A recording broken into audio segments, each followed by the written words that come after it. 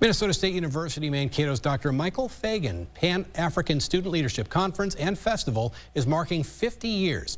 The school's current director of African American and Multicultural Affairs says a lot has changed over the past 50 years, but the purpose of the event has remained the same: to inspire student leadership, cultivate understanding, and advance meaningful change.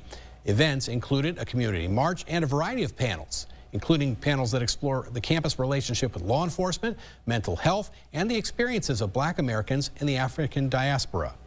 Goes to show a lot about our university and the standards and the policies that it stands by, and the fight and the grit to continue and what diversity looks like here on campus for our students, our faculty. Impact, I think that's to celebrate the big anniversary, Dr. Michael Fagan, the professor emeritus who founded the event, was presented with a Lifetime Achievement Award from the conference's student board.